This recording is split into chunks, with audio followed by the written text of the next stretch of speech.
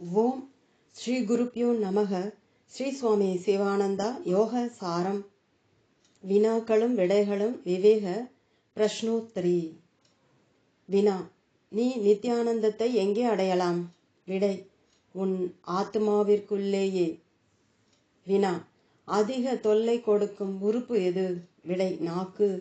வினா: உன் பயங்கரமான பகைவன் யாவன்? விடை: மனது. உன் சிறந்த நண்பன் யார்? சத்சங்கம் அல்லது ஞானிகளின் கூட்டுறவு? உன் உண்மை தந்தை யார்? குரு. சிறந்த பாஷை எது? இருதயத்தின் பாஷை. சிறந்த நல்லொழுக்கம் எது? பிரம்மச்சரியம். அதிக போதையை ஊட்டுவது எது? காமம். சிறந்த புண்ணிய நதி எது? பிரம்ம ஞானம்.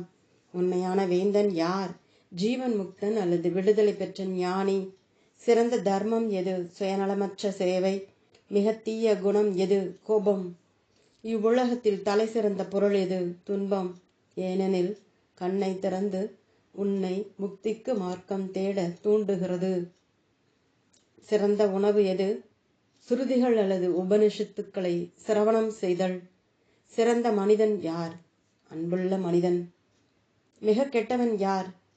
சுயநலக்காரன். கொடிய நரகம் எங்கே இருக்கிறது? அசூயை, கோணல் புத்தி, பகைமை ஆகிய நிறைந்த மனதுள். உயர்ந்த சொர்க்கம் எது? அன்பு, கருணை, உதார குணம் ஆகியவை நிறைந்த இருதயத்தில். சிறந்த வித்யை எது? பிரம்ம வித்யை அல்லது ஆத்ம வித்யை. இவ்வுலகத்தில் விலையேற பெற்ற பொருள் எது? வைராக்கியம் அல்லது ஆசையின்மை. மிக பலமுள்ள மனிதன் யார்? எவன் அஹிம்சையை அனுசரிப்பதோடு அவமதிப்பு, துன்பங்கள், துன்புறுத்தல்களை புன்னகையுடன் பொறுத்து கொள்கிறானோ அவன். பலவீனன் யார்? முன்கோபக்காரன். மகிழ்ச்சி நிறைந்த மனிதன் யார்? தியாகி அல்லது துறவு பூண்டவன். துன்பத்தில் மூழ்கியுள்ள மனிதன் யார்? செல்வவான். அழகிற் சிறந்தவன் யார்? யோகி. பரம விகாரமானவன் யார்? பேராசைக்காரன். பிச்சைக்காரன் யார்? ஆசைகளில் உள்ளவன். மிகப்பெரிய சமுத்திரம் எது? ஆனந்த பிரம்மம் அல்லது ஆத்மன். சமுத்திரம். மிக அபாயமான பொருள் உலகத்தில் எது? லோகாயதனுடன் உறவு. பெரிய கவர்ச்சி எது? மங்கைக்கு ஆடவனிடமும் ஆடவனுக்கு மங்கிடமும். மிகவும் விரும்பத்தக்க வஸ்து எது? பிரம்ம ஞானம். எந்திரம் ஓட்டுபவரில் சிறந்தவன் யார்? கடவுள். மிக அற்புதமான எந்திரம் அல்லது பொறியியல் எது? மனது. இவ்வுலகத்தில் மிகப்பெரிய தொழிற்சாலை எது? மனமாகிய தொழிற்சாலை. உண்மையான குடிகாரன் யார்? பணத்திலும் படிப்பிலும் செருக்கில் ஆழ்ந்திருப்பவன். உண்மையான அந்தகன் யார்? ஆந்திரீக திவ்ய சசு அல்லது சகஜ ஞானமாகிய கண் இல்லாதவன். உனக்கு உயர்ந்த கடமை எது? இந்த சரீர எந்திரத்தை மறைமுகமாக ஓட்டுபவனை கண்டுபிடித்து அவனை நேசித்து அவனுக்கென்று வாழ்ந்து அவனுக்கே தொண்டு புரிந்து அவனை அறிந்து அடைந்து அவனிலேயே குடிகொண்டு அவனில் கலத்தல். இவ்வுலகத்தில் கருணை கடலான கடவுள் ஏன் துன்பத்தை படைத்தார்? துன்பமே இவ்வுலகில் ஒரே வரப்பிரசாதம். அது கண்ணை திறக்கிறது. இவ்வுலகத்தில் துன்பமே இல்லை என்றால் மனிதன் ஒருபோதும் முக்திக்கு முயலமாட்டான். எனக்கு மன தூய்மை இருக்கிறதா இல்லையா என்று எப்படி கண்டுகொள்வது? உனக்கு வைராகியம், ஆசையின்மை அல்லது சிற்றின்பத்தில் உதாசீனம் இருந்தால் அது சித்த சுத்தி அல்லது மன தூய்மைக்கு அறிகுறி. அம்மனதில் சிற்றின்ப ஆசைகள் அல்லது வாசனைகள் எழா.